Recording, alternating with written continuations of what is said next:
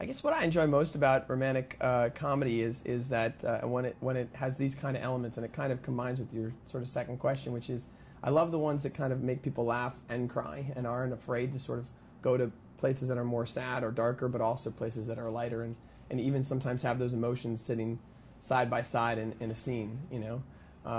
That's what I enjoy, is trying to capture that real. I think that's the closest to what real life sort of is, even if it's a little heightened and a little bit better than we remember it or imagine it. That's what I enjoy most about it.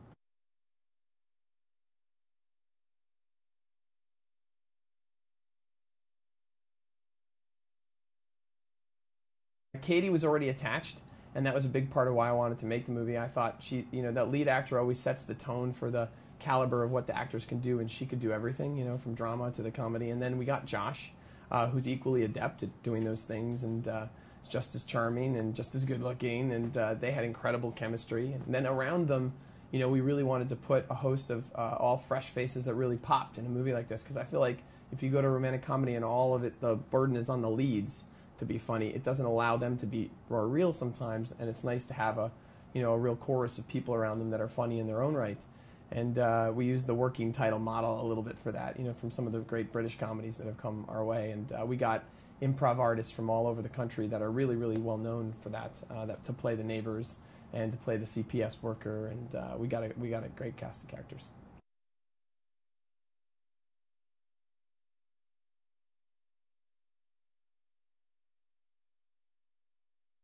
I feel like you know, you can have a plan, and you know what the if you know what the intent of the scene is, that's great.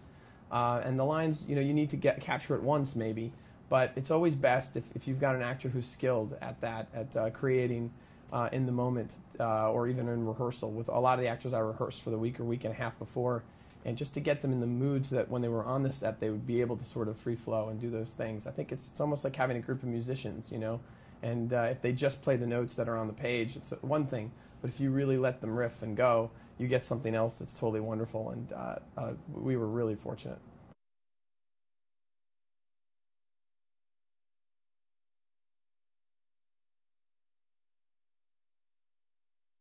Yes, triplets. The three biggest divas I've ever worked with. They were all, you know, I understand why people are afraid of working with kids, but they're all they're very cute and adorable, and that's, you know, that's their protective device. Like, anyway, but they're really great. They're you know, you have to kind of schedule out what they're going to be eating, when they're going to be sleeping. It's almost like being a parent in that way, and so that you can get the best out of them, and bring them to set for the 1 or 2 hours a day that they may be at their, you know, at their happiest, and try and capture as much as you can in that moment. And so it's a lot of scheduling.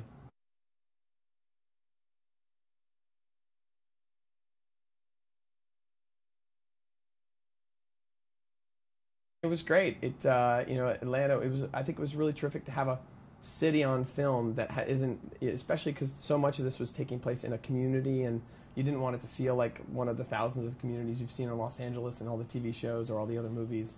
So it was nice to have a place that had a touch of seasons, but didn't have, you know, because we were going over the course of a whole year. We didn't want snow per se, but we did want the leaves to fall and to turn, and it was the people there were phenomenal, and I think it led to, again, a sense of something atmospherically that was different in the movie.